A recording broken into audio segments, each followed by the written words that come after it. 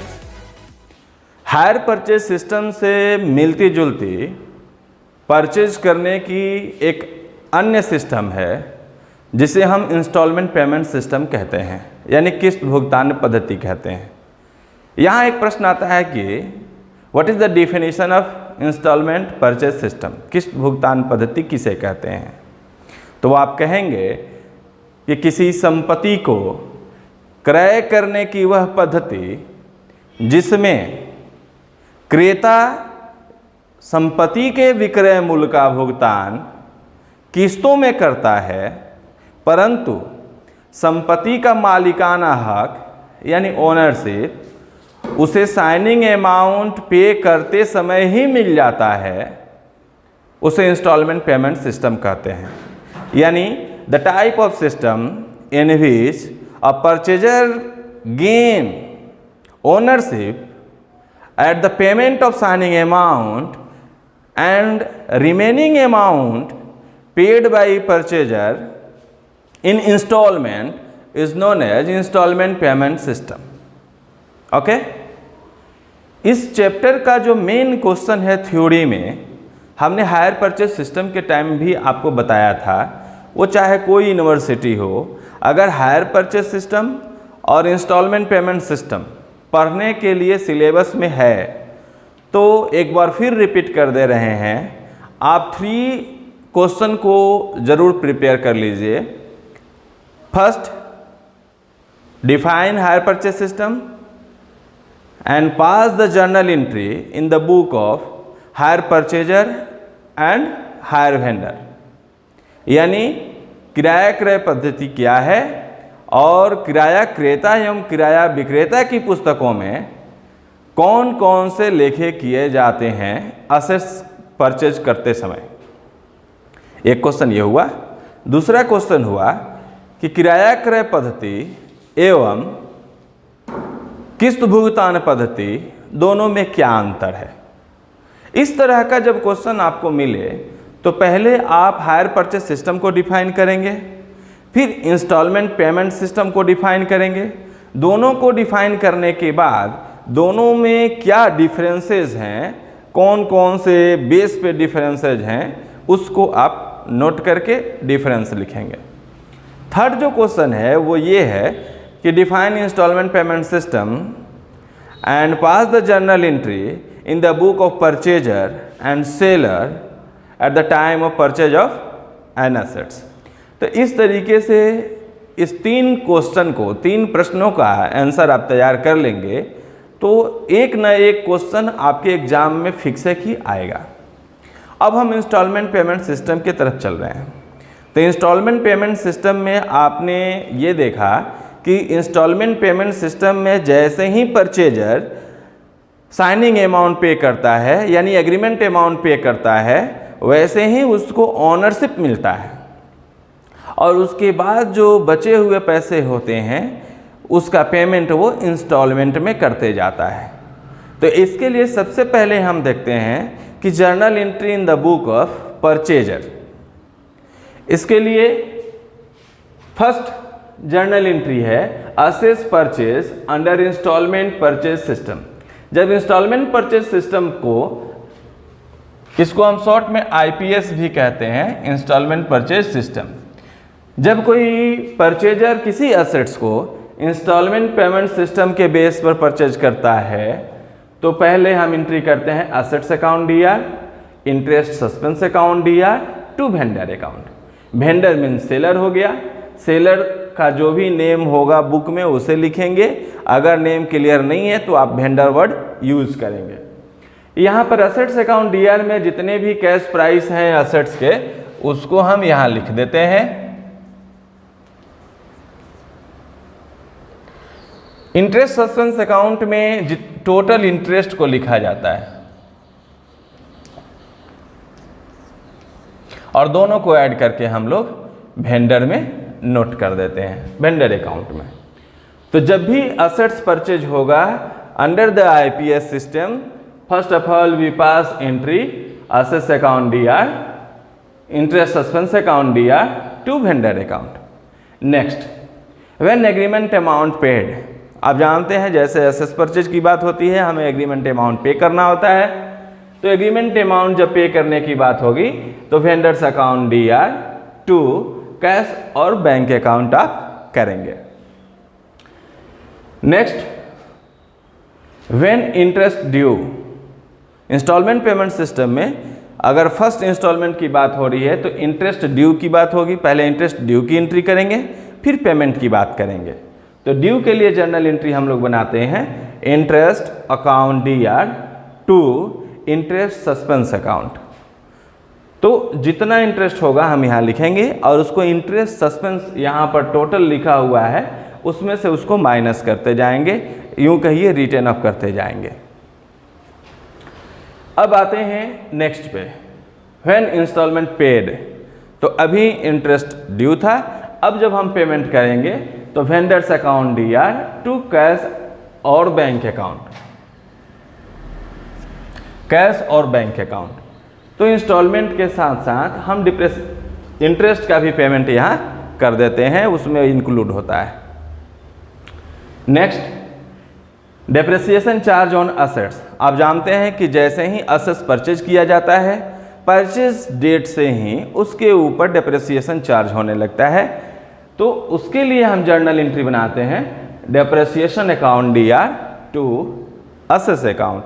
Assess में आप जो असेस परचेज किए हैं, बिल्डिंग परचेज मशीन परचेज किए हैं, कोई प्लांट परचेज किए हैं, तो जो भी परचेज किए हैं उसको हम यहाँ पर मेंशन करेंगे। ओके, अब यहाँ पर इंटरेस्ट नॉमिनल अकाउंट है और डेप्रिसिएशन नॉमिनल अकाउंट है। और आप जानते हैं कि नॉमिनल अकाउंट को क्लोज करने के लिए उसे हम प्रॉफिट एंड लॉस अकाउंट में ट्रांसफ़र कर देते हैं। तो ऐसे में हम डेप्रिसिएशन और इंटरेस्ट को जब ट्रांसफ़र करेंगे प्रॉफिट एंड लॉस अकाउंट में तो लिखेंगे profit and loss account DR to depreciation account to interest account, और लिखेंगे depreciation and interest transfer to PL account. तो इस तरीके से जब आपके परचेजर के बुक में जो भी एंट्री करना था हमने कर लिया। अब परचेजर के बुक में कौन कौन से मेन अकाउंट ओपन होते हैं उस पर हम बात करते हैं। आइए अब हम लोग जो हायर परचेजर है उसके बुक में कौन कौन से मेन अकाउंट्स ओपन होते हैं उस पर बात करते हैं। तो हायर परचेजर के बुक में मेनली 3 अकाउंट्स मेंटेन किए जाते हैं। First assets account, second interest suspense account and third vendors account. हम एक एक की बात करते हैं। First assets account. Assets account में आप सबसे पहले लिखेंगे टू वेंडर अकाउंट। आपको फर्स्ट जर्नल याद होगा तो टू वेंडर्स अकाउंट होगा और अमाउंट में कैश प्राइस ऑफ असेट्स होगा, यानी असेट्स का जो कैश प्राइस है उसको हम अमाउंट में लिखेंगे। और आप जानते हैं कि किसी भी असेट्स के कैश प्राइस पे ही हम डेप्रिसिएशन चार्ज करते हैं। यहाँ कैश प्राइस का sense cost of assets and all expenses of capital nature on the date of purchase दोनों से होता है। तो बाय डेप्रिसिएशन होगा, जो डेप्रिसिएशन आएगा उसको लिखेंगे और कैश प्राइस से डेप्रिसिएशन को माइनस करने के बाद जो बैलेंस आएगा उसे लिखेंगे by balance CD। By balance CD करने के बाद अब यही रिपीट होते जाएगा। क्वेश्चन में देखेंगे कितने ईयर्स का हमें अकाउंट बनाने हैं। अगर 3 ईयर्स का बनाना है, 4 ईयर्स का बनाना है तो CD हो गया, CD को BD करेंगे। तो यहाँ फर्स्ट ईयर कंप्लीट हुआ, टू बैलेंस BD, फिर डेप्रिसिएशन और CD करेंगे। सेकेंड ईयर कंप्लीट, फिर टू बैलेंस BD, डेप्रिसिएशन और CD करेंगे। तो यही कंटिन्यू चलते रहेगा।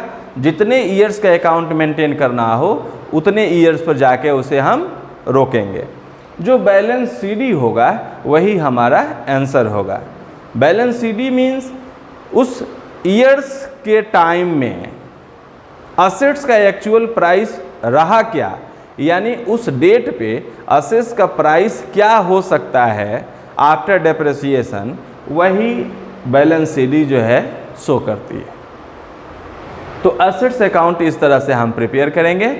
नेक्स्ट है इंटरेस्ट सस्पेंस अकाउंट। आप जानते हैं कि इंस्टॉलमेंट पेमेंट सिस्टम में जितने भी इंटरेस्ट होते हैं उस टोटल को हम इंटरेस्ट सस्पेंस अकाउंट के द्वारा दिखाते हैं और फिर ग्रेजुअली ईच इंस्टॉलमेंट में उसको शो करते हैं। तो सबसे पहले सेकंड पे आ गया interest suspense account. Interest suspense account में आप टू वेंडर्स लिखेंगे।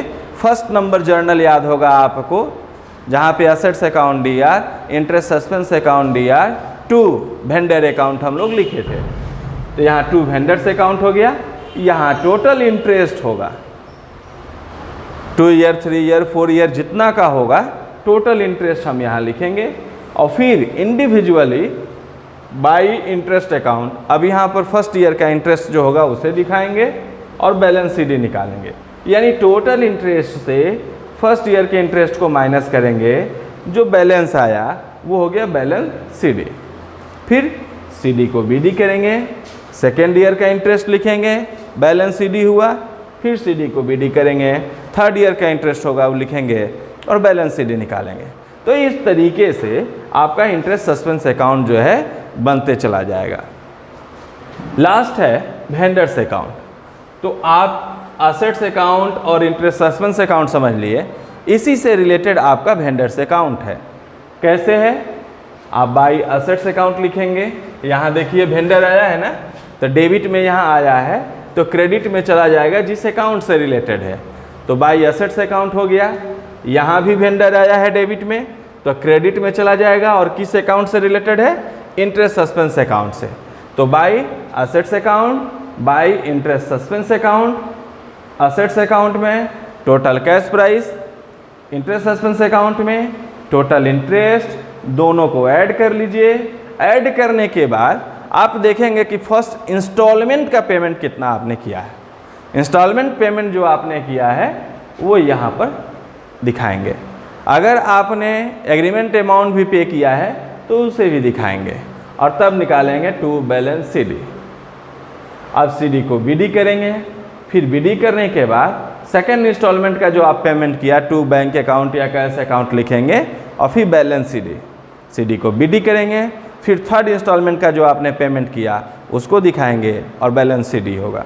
तो इस तरीके से जितने ईयर्स का अकाउंट बनाने के लिए कहा जाएगा क्वेश्चन में, आप उतने ईयर्स का वेंडर अकाउंट बनाएंगे और लास्ट में जो बैलेंस CD हो जाए, यहाँ तो क्लियर हो जाएगा।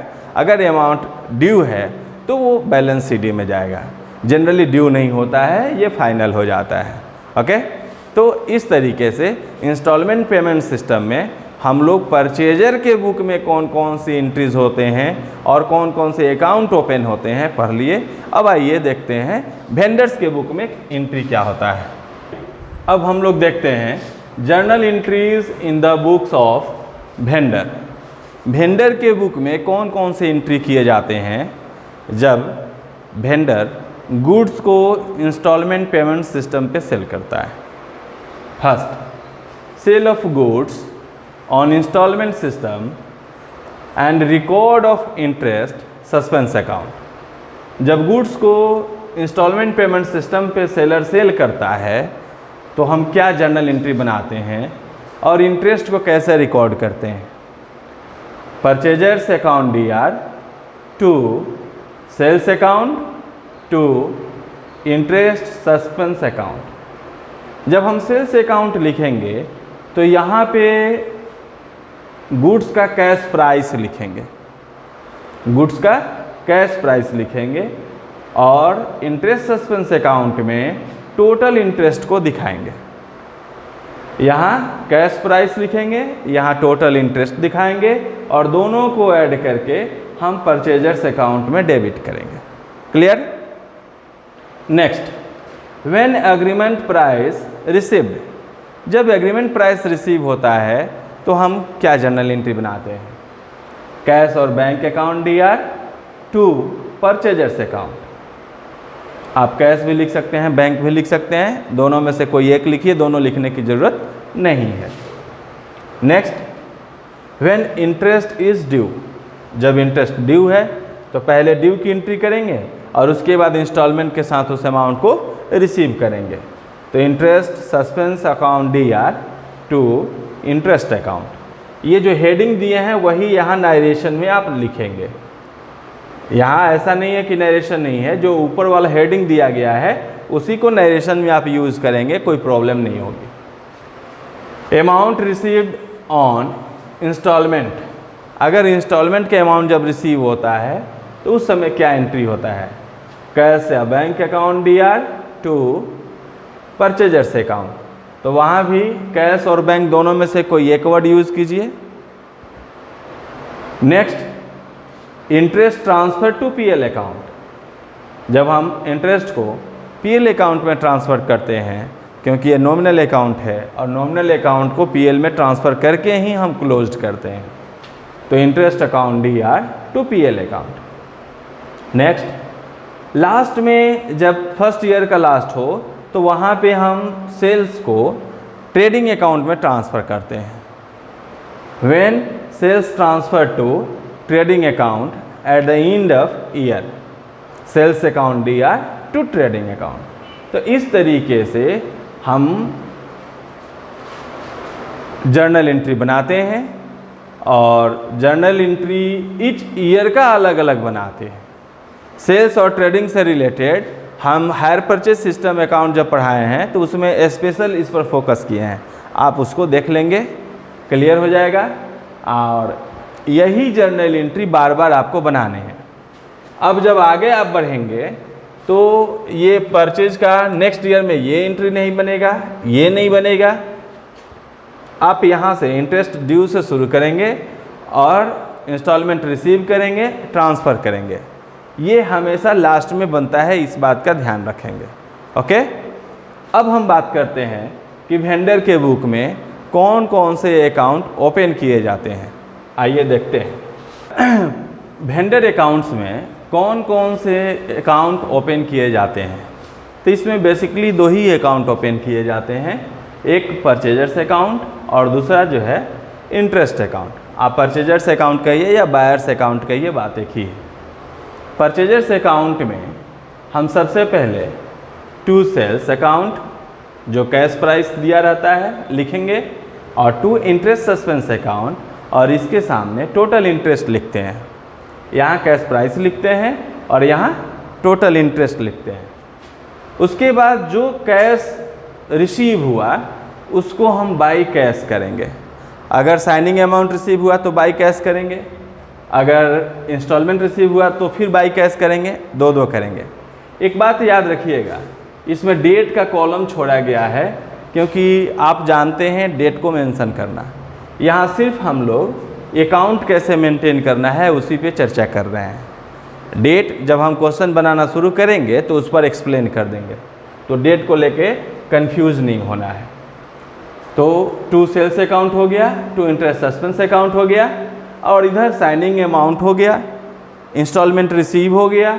उसके बाद बाई बैलेंस CD करेंगे और CD को फिर BD करेंगे, BD के बाद फिर second installment receive, balance CD, BD, third installment receive, balance CD। तो इस तरीके से ये आगे बढ़ेगा। नेक्स्ट है interest suspense account. Interest suspense account आप देखिए यहाँ पर है और किस साइड में है? डेबिट साइड में। तो ये क्रेडिट साइड में आएगा और जिस अकाउंट से आया है उस अकाउंट को मेंशन करेंगे।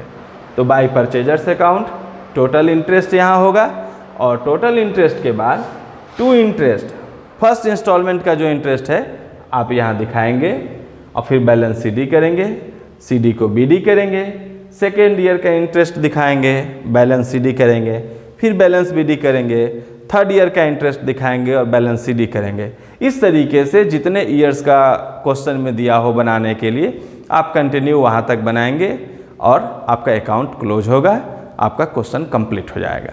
तो इस तरीके से हायर परचेजर नहीं, परचेजर के बुक में और सेलर के बुक में कौन कौन से जर्नल एंट्रीज होते हैं, कौन कौन से अकाउंट्स ओपन होते हैं, आज हम लोग उस पर चर्चा किए।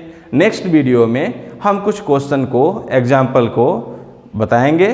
तब तक आप वीडियो देखते रहिए और फिर मिलते हैं नेक्स्ट वीडियो में। Thank you, best of luck.